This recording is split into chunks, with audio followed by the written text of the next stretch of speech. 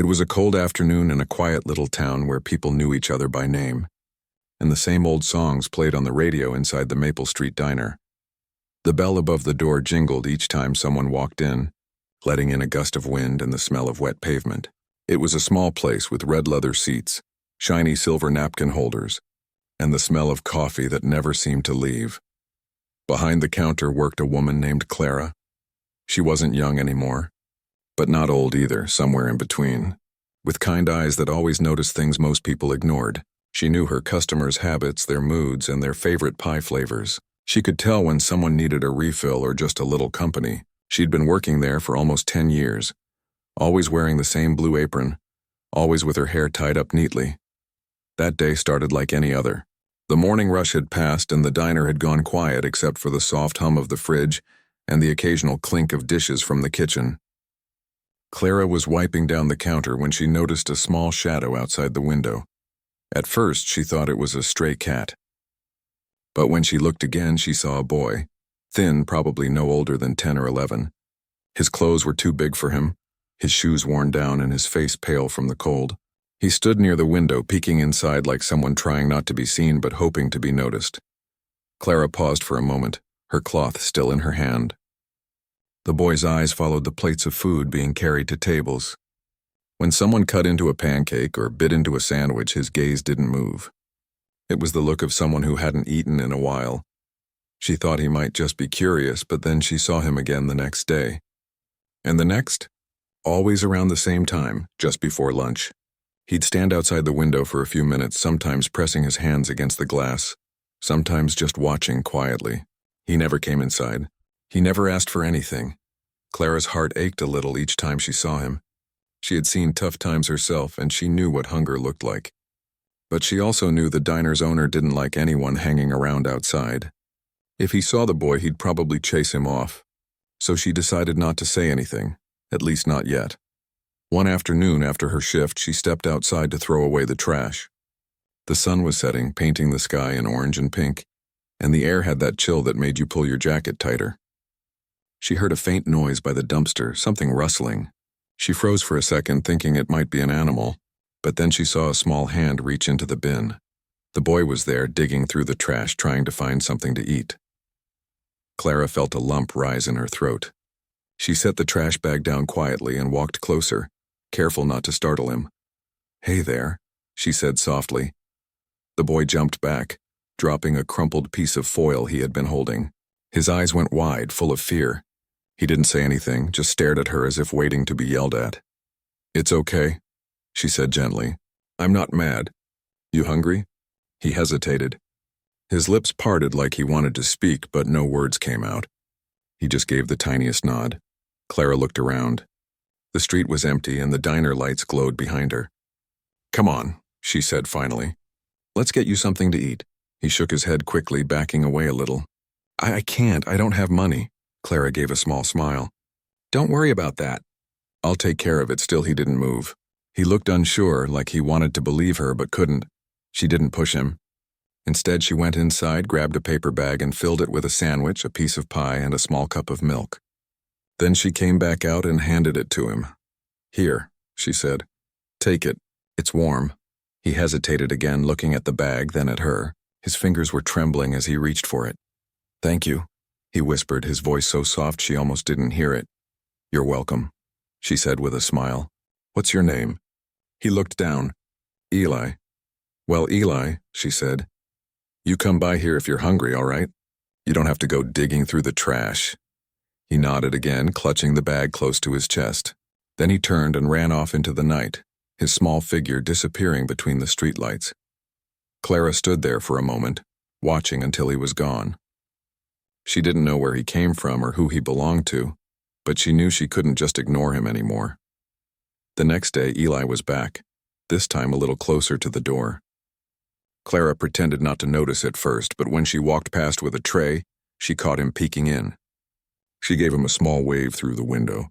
He looked startled, then shyly waved back. After a few minutes, she stepped outside again. "You here for lunch?"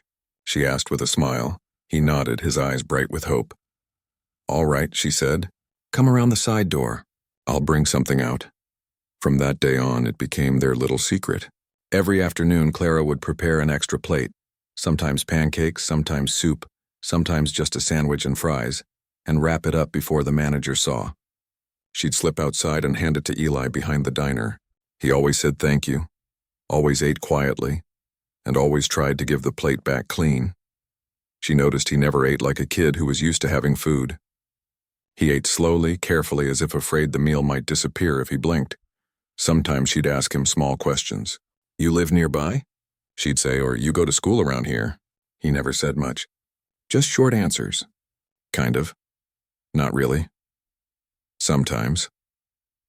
The only thing he ever told her clearly was that his mom was sick and his dad was away. Clara didn't know what that meant, but she didn't press him. She figured he'd talk when he was ready. Days turned into weeks. The weather grew colder, and the diner started putting up small holiday decorations. Regular customers would come in, talking about Christmas shopping and family dinners. But each afternoon, right before sunset, Eli showed up like clockwork. Clara began to look forward to that part of her day more than anything else. It was quiet, simple, and real. Sometimes she'd pack him an extra cookie or a piece of pie and his whole face would light up. Once he tried to give her a small stone he'd found by the river, saying, "It's lucky." She still kept it in her apron pocket. One evening, when her shift ended, she watched him walk down the street until he turned the corner. Something about his small figure in the fading light made her chest tighten. She wished she could do more for him, but all she had were her hands, her heart, and the food she served every day. A few times she thought about telling her boss, but she could already hear his voice. "We're not a charity, Clara. You want to feed someone, use your own paycheck." So she kept it quiet. She paid for the food herself sometimes, slipping a few dollars into the register to make up for what she gave away. One night, while cleaning up, another waitress noticed Clara wrapping up an extra sandwich. "You got a secret boyfriend or something?" she joked. Clara just smiled. "Something like that," she said. She didn't tell anyone. Not the other waitresses, not her friends, not even the customers who'd sometimes ask why she kept glancing out the window. To her, it wasn't about charity or pity. It was about doing what felt right, because sometimes doing one small kind thing was enough to keep someone else going. And so it went on. Every day the bell above the door would jingle, the coffee would pour, and Clara would wait for the boy by the window. She didn't know why it mattered so much, but it did. Maybe because she'd once been that hungry, scared kid herself. Maybe because kindness had once saved her too. Whatever the reason, it became part of her life. Her quiet promise that as long as she was there, that boy would never have to dig through a trash bin again. She didn't know that soon. Everything would change. That the quiet diner, the boy by the window, and her simple act of kindness would one day draw attention from far beyond their little town. But for now, all she cared about was making sure Eli got one good meal a day. Every time she saw him smile, she felt something she hadn't felt in years, a sense of purpose. The world outside might have been cold and unfair, but in that small corner behind the diner, there was still a bit of warmth left, and she was determined to keep it burning. The days in the small town passed slowly, the same way the clock ticked inside the Maple Street diner. The snow had started to fall in soft flakes, settling on rooftops and tree branches. The air outside was colder now, but inside the diner, the warmth of the kitchen and the smell of coffee made it feel like a small refuge from the world. Clara kept her promise to the little boy, Eli. Every afternoon around the same time, she'd see his small figure appear near the back door of the diner. He'd wait quietly, hands tucked into the sleeves of his oversized jacket, his hair dusted with snowflakes. She would act as if she didn't notice him right away, just in case someone was watching, then slip into the kitchen and start wrapping up a plate for him. It became their unspoken routine. He never asked, and she never said much. She'd simply hand him the bag, and he'd take it with that shy, grateful smile that seemed to brighten the coldest day. Sometimes, she'd sit down on the back steps while he ate, talking softly so no one inside could hear. "You like soup?" she asked one day, watching him scoop it up slowly with a plastic spoon. He nodded. "It's warm," he said between bites. "Good," she replied. "You need something warm in this weather." He looked up at her then, his eyes curious. "Don't you get in trouble for giving me food?" Clara smiled faintly. "Only if someone finds out." He stared at her for a moment, then looked down again as if thinking hard about something. "Why are you nice to me?" he finally asked. The question caught her off guard. She thought for a moment before answering. "Because everyone needs someone to be kind to them once in a while," she said. "That's all." He didn't say anything after that, but he gave her a small nod, and she knew he understood more than he let on. Over time, their meetings became the part of her day she looked forward to most. The diner could get stressful. Customers complained, the cook shouted. The coffee machine sometimes broke down, but knowing Eli would be waiting at the back door made it all easier to handle. She started noticing small changes in him. His cheeks looked a little less pale, his eyes brighter. He started to smile more often. Sometimes he even laughed softly when she made a joke about the grumpy cook or a messy customer. It wasn't loud or long, but it was a sound she liked hearing. Still, Clara kept everything quiet. The diner's manager, Mr. Harris, was strict about expenses. He often counted every slice of bread, every packet of sugar. If he knew she'd been giving food away, he'd call it waste and take it out of her pay. So she learned how to be careful. When she made an extra plate, she'd add a little extra money into the register from her own tips. Some nights, when she didn't have enough, she'd wrap leftovers instead. Food that would have been thrown away anyway. She told herself it wasn't stealing. It was just sharing. One evening, after closing time, she walked out with the trash and found Eli waiting again. He looked colder than usual, his hands shaking slightly. "You okay?" she asked. He nodded quickly, though his voice was weak when he said, "Just cold." Without thinking, she unwrapped the scarf from around her neck and handed it to him. "Here, take this," he shook his head. "It's yours. Now it's yours," she said firmly. "And don't argue with me." He smiled a little, then wrapped it around himself. "Thank you." "You're welcome," she said softly. "Now go home and get warm." He hesitated. "My mom doesn't like when I'm late." That was one of the few times he mentioned his mother. Clara wanted to ask more, but she could tell he didn't want to talk about it. So she just said, "Then you'd better hurry." After he left, Clara stood there for a long moment, staring into the quiet night. She couldn't stop thinking about what kind of life the boy had, what kind of home he went back to. The thought made her chest feel heavy. Over the next few weeks, her kindness turned into something like a mission. She started packing fruit, milk cartons, and sometimes even small snacks he could take home. "You can save this for later," she'd say.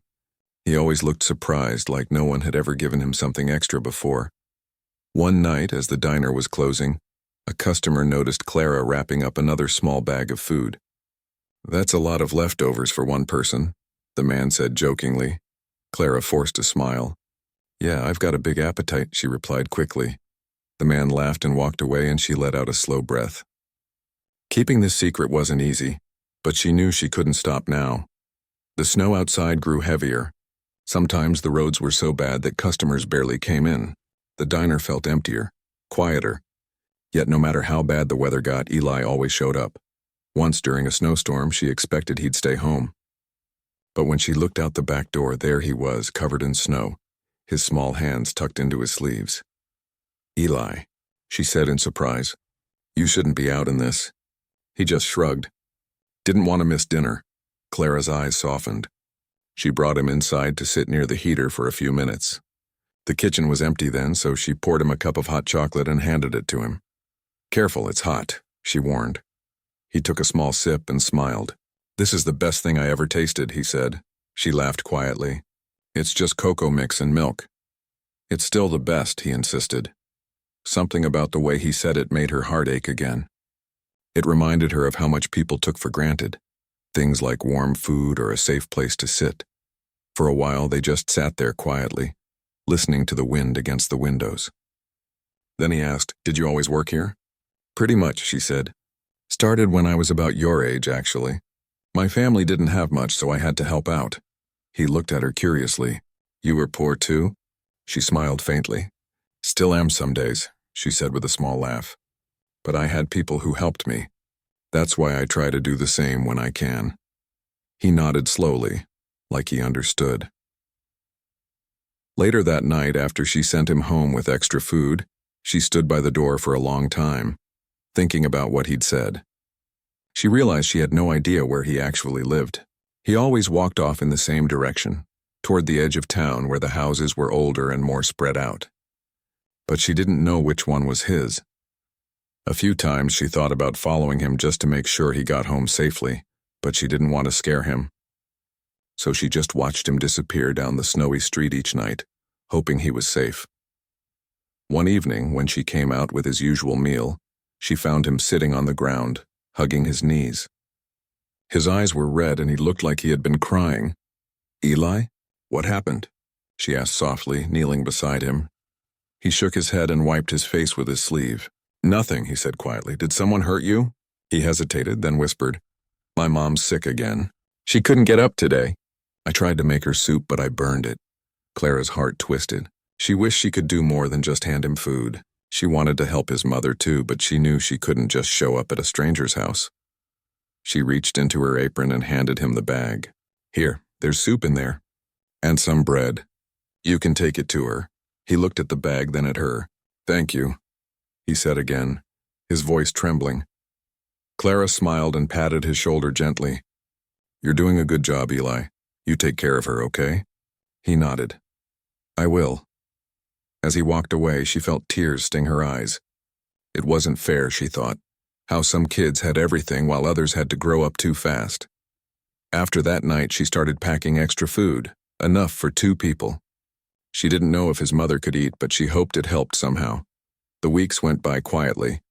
The snow began to melt and the town started waking up from winter. The diner got busier again, with travelers stopping in and families coming for breakfast.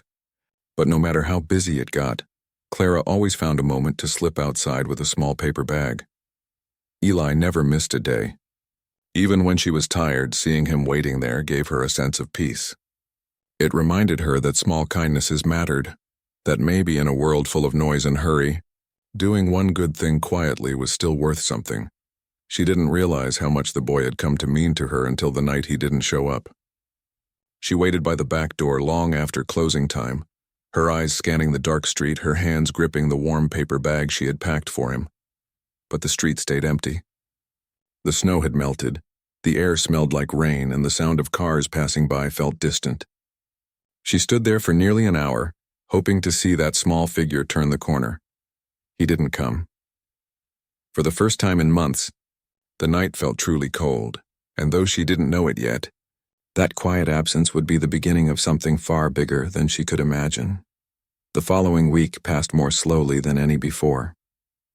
The diner still opened on time, the coffee still brewed in the pot, and customers still filled the booths. But to Clara, everything felt different. The chair by the window seemed emptier.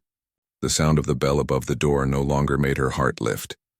Each afternoon she still looked out the back door, expecting to see a small figure waiting quietly in the cold. But Eli never came. At first she told herself maybe he was just sick, or maybe his mother needed him at home. But after 3 days she began to worry. By the 5th day, worry turned into fear. Clara wasn't the kind of person who panicked easily. She had learned to stay calm through years of hard work and tough days. But something about the boy's sudden disappearance made her restless. She couldn't stop wondering if he had enough to eat, or if something worse had happened. Every night after her shift, she walked a little farther down the road in the direction he used to go. She hoped to catch sight of him, but she never did. The streets were quiet except for the sound of crickets and the hum of distant cars. One evening, after the last customers left, she sat alone at the counter, her chin resting on her hand. The cook had gone home early, and the only sound left was the ticking of the clock above the register. She glanced at the plate she had wrapped for Eli, a small sandwich, a slice of pie, and a note she had written on a napkin. "Hope you're doing okay, kid." She sighed and tucked it away in the fridge. Maybe tomorrow, she thought, but tomorrow came and still no Eli. Days turned into weeks. The weather grew warmer, the snow melted, and the diner's windows were opened for the first time in months. Customers talked about spring cleaning and planting gardens. Life went on, but for Clara something was missing. It was like the town had lost a bit of its soul. She found herself listening for the sound of small footsteps behind the diner, or glancing toward the window whenever someone passed by outside. One slow afternoon, while wiping down the counter, she mentioned the boy to another waitress, trying not to sound too emotional. "There was this kid," she said casually, "used to come around. Haven't seen him in a while." The other waitress shrugged. "Probably moved. People come and go, you know that." "Yeah," Clara said softly, but her heart didn't believe it. That night, she walked home slower than usual. The streets were quiet, the streetlights flickering above her. When she reached her small apartment, she sat by the window with a cup of tea, staring out at the dark sky. She remembered the first day she'd seen Eli, his thin hands, his shy smile, the way he said thank you like it meant everything. She remembered how much that small act of kindness had changed both of them. Now, with him gone, it felt like a part of her purpose had vanished too. A few weeks later, something strange happened. It was a Friday afternoon, and the diner was unusually busy. People were talking loudly, the sound of clinking plates filling the room. Clara was rushing between tables when she felt the floor tremble slightly under her feet. At first, she thought it was her imagination. But then the glasses on the counter rattled. The customers paused mid-conversation. A low, distant roar echoed through the air. "What in the world?" someone said, turning toward the window. Clara followed their gaze. Outside, in the clear blue sky, a large military helicopter was circling low over the town. Its blades spun so fast that the air around the diner shook, and loose papers flew off the tables. The sound was deafening. "Is that thing landing?" another customer shouted, his voice barely audible over the noise. Clara stepped outside, shielding her eyes from the dust swirling in the air. The ground vibrated beneath her feet as the helicopter descended, landing right in the parking lot beside the diner. The whole town seemed to stop. People gathered on the sidewalks, pointing and whispering. Kids covered their ears. It was the kind of thing that never happened in a small, quiet town like this. The door of the helicopter opened and two men in uniform stepped out. Their faces were serious, their boots heavy on the ground. One of them held an envelope in his hand. Clara froze as they walked toward her. "Ma'am," the taller one said, his voice steady but kind. "Are you Clara Jensen?" She nodded, confused and nervous. "Yes, that's me." The man handed her the envelope. "This is for you." She looked at it, her hands trembling slightly. "What is this about?" The man gave a small smile. "Someone wanted to make sure this got to you personally." The noise of the helicopter still roared behind them, making her hair whip around her face. She opened the envelope slowly. Inside was a folded letter written in neat, careful handwriting. She began to read. "Dear Miss Clara, you might not remember me, but I'll never forget you. I was the boy you used to feed behind the diner. I never got to thank you properly. My mom got very sick and I had to leave town for a while. Things were hard, but you gave me hope when I had none. My dad was away with the military. He finally came home and he found out about everything you did for me. He said people like you are the reason the world still has good in it. He wanted to meet you himself." Clara blinked hard, tears blurring the words on the page. She looked up, and that's when she saw another figure stepping out of the helicopter. He was dressed in a pilot's uniform, tall and strong, with tired eyes that spoke of years away from home. And next to him, standing a little shyly, wearing a clean jacket and holding a small backpack, was Eli. For a moment, Clara couldn't move. Her heart seemed to stop completely. Then Eli smiled, that same shy smile she remembered so well. "Hi, Miss Clara," he said, his voice a little louder now, a little older. Her hands flew to her mouth as she felt tears spill down her cheeks. She took a few steps forward, her voice trembling. "Eli, is that really you?" He nodded, his eyes bright. "Yeah, I told my dad all about you." The pilot stepped forward, extending his hand. "Ma'am, I'm Eli's father. I wanted to thank you for what you did for my boy." "He told me everything." Clara shook his hand, her voice barely steady. "I didn't do much," she said softly. "He was just a hungry kid." The man smiled warmly. "You did more than you know. You gave him kindness when no one else did. You gave him strength to keep going. I was overseas and I couldn't be there for him or his mother. You were." Clara wiped her eyes, her heart too full for words. Around them, people had gathered, watching the scene unfold with quiet awe. The pilot turned to his son. "Go ahead, son." Eli reached into his backpack and pulled out a small box. He handed it to Clara. "We brought you something," he said. Inside was a shiny badge with the emblem of the Air Force and a small metal tag engraved with her name. "It's a thank you gift," the pilot said. "From the base. And from us." Clara looked at the gift, then at Eli. "You didn't have to do this," she said softly. Eli smiled. "We wanted to." The sound of the helicopter's engine still filled the air, but everything else around her seemed to fade. All she could see was the little boy she once fed, now standing tall and strong beside his father. The moment felt unreal. The people in the diner were clapping softly now, some even wiping their eyes. The pilot gave her a respectful nod before walking back toward the helicopter. Eli hesitated for a moment, then ran forward and hugged her tightly. She felt his small arms around her, and she couldn't hold back the tears anymore. "Thank you for not giving up on me," he whispered. She hugged him back, her voice trembling. "I never did, sweetheart. I never did." When the helicopter lifted off again, the wind whipped through the parking lot, carrying dust and leaves into the air. Clara stood there watching it rise higher and higher until it disappeared into the blue sky. Around her, the townspeople began to cheer quietly. Some took pictures, others just smiled. It was a moment no one would forget. A small-town waitress being thanked by a military pilot for saving his son with simple acts of kindness. When Clara finally went back inside the diner, everything looked the same. The red booths, the coffee cups, the ticking clock, but something inside her had changed forever. She walked to the counter, placed the small box beside the register, and stared out the window. The sun was setting, painting the sky in gold and orange, and for the first time in a long time, she felt truly at peace. That night after the diner closed, she wrote a small note and taped it to the wall behind the counter. It said, "Kindness costs nothing, but it can change everything." And from that day on, the back door of the Maple Street Diner was never truly closed, because every act of kindness, no matter how small, leaves a mark that never fades. The next few days after the helicopter landed at the diner felt almost unreal to Clara. People in town couldn't stop talking about what had happened.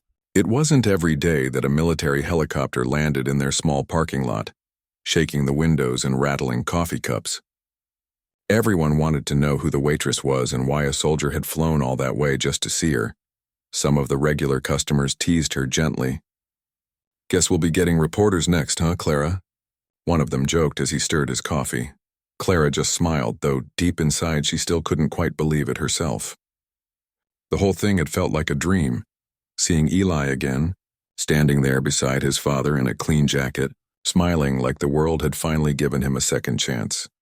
That night after closing, she sat alone in the booth near the window, the same place she had seen Eli looking in so many times before. The lights were dim, the chairs were stacked on tables, and the only sound came from the soft hum of the refrigerator. She pulled the small box from her pocket and opened it again.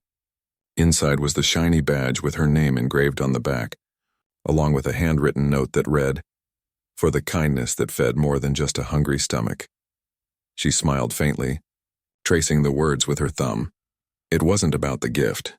It was about what it meant, that her small quiet act had mattered, that something as simple as a warm meal had reached farther than she ever imagined.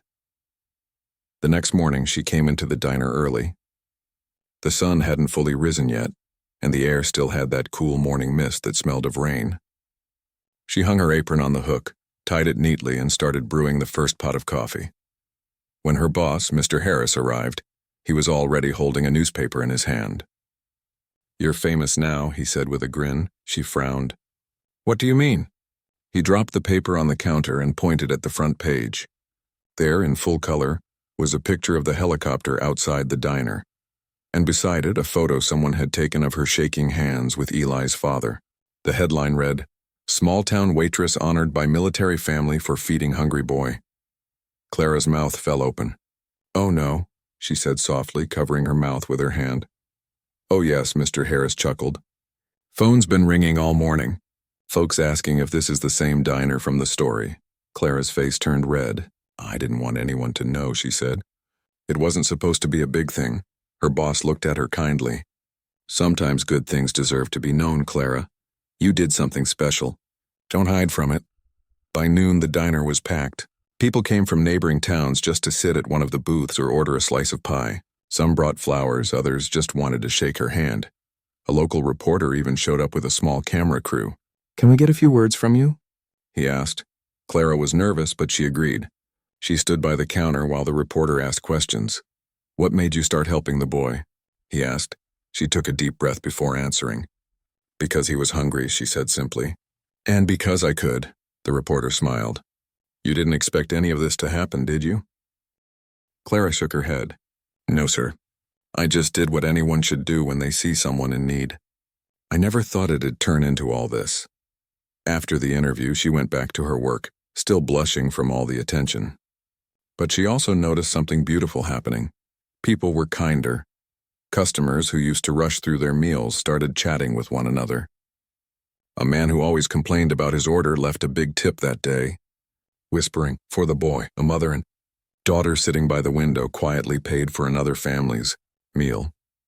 It was as if one act of kindness had set off a small wave that touched everyone who heard the story. A few days later, Clara got a letter in the mail with no return address. Inside was a simple note. "Dear Miss Clara, you don't know me, but your story reminded me of someone I used to know who helped me when I was young. Thank you for reminding me that there are still good people in the world." There was a small gift card inside for the diner and a message written at the bottom.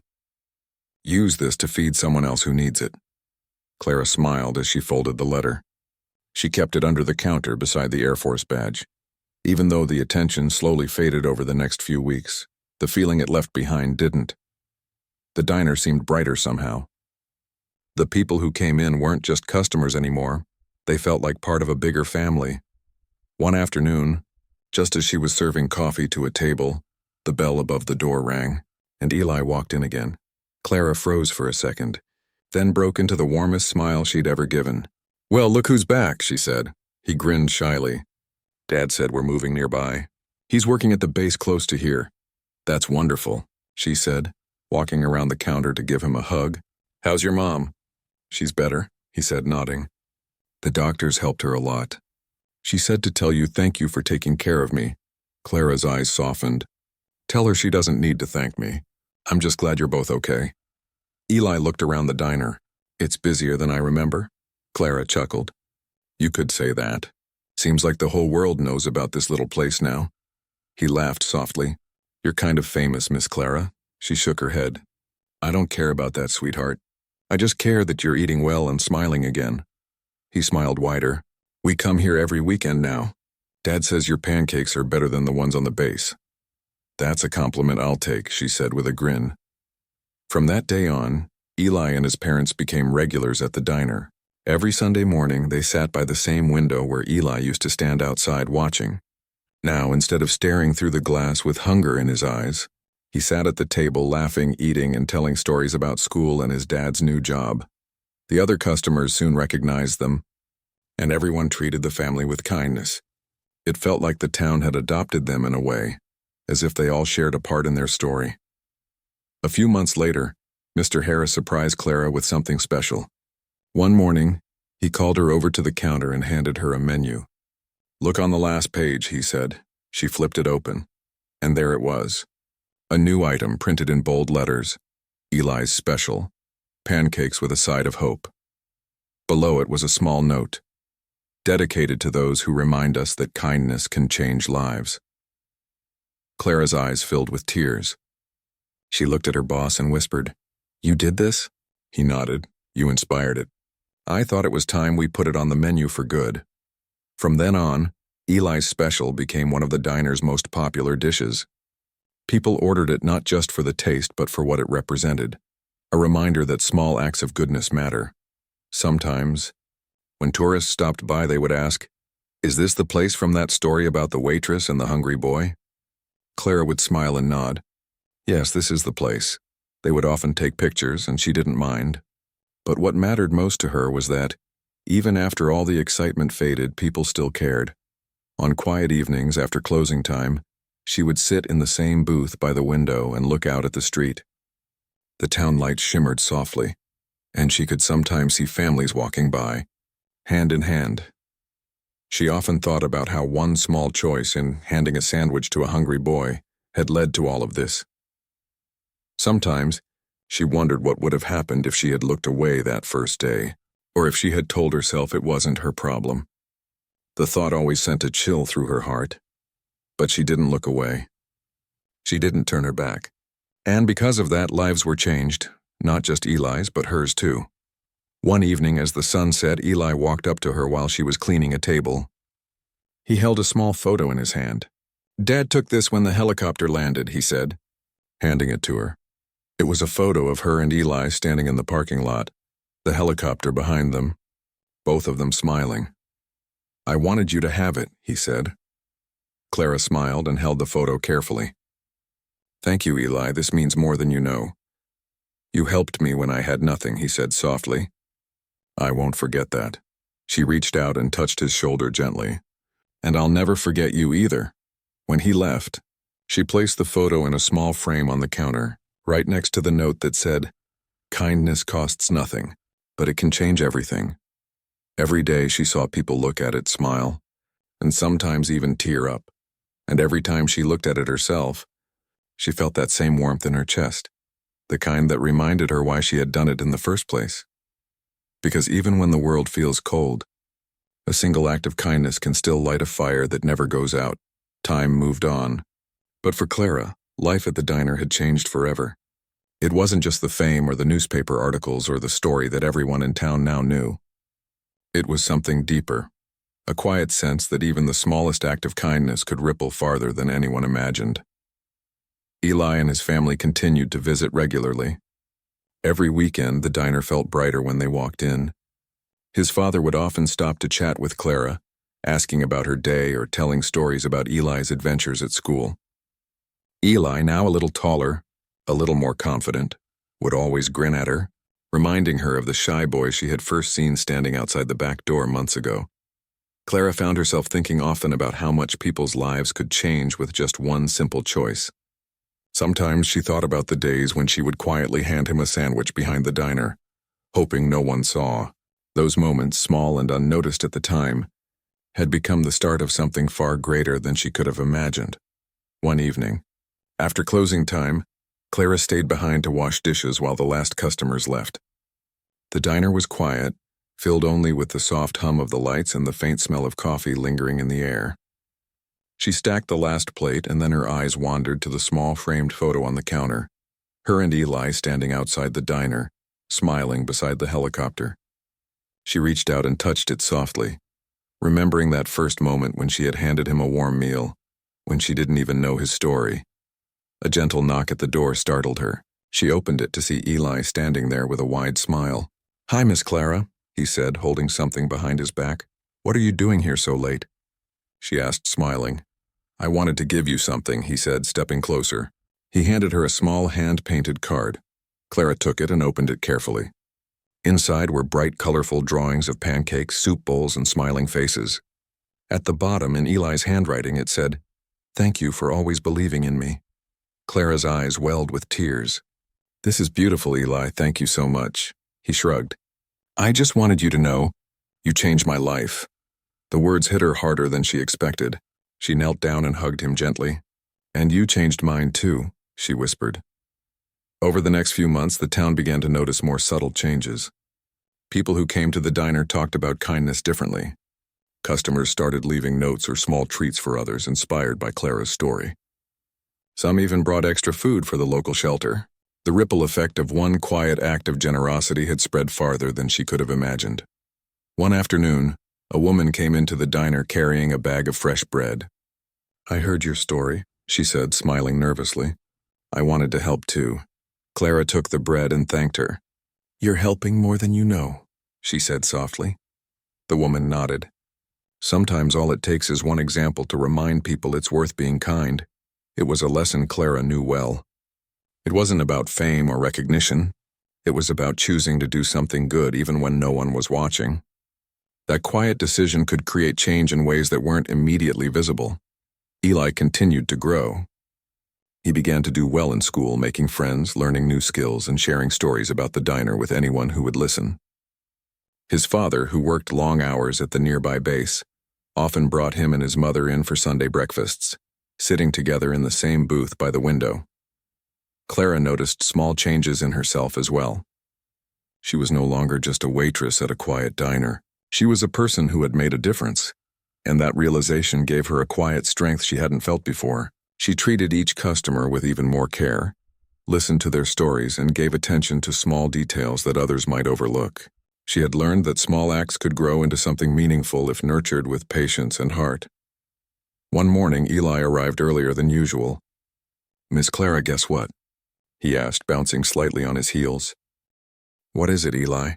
she asked, pouring him a cup of milk. "I got picked to be the class helper for the whole week," he said proudly. "We get to help everyone in class and make sure no one's left out." Clara's smile softened. "That's amazing, Eli. I'm so proud of you," he grinned. "You taught me that helping people is important.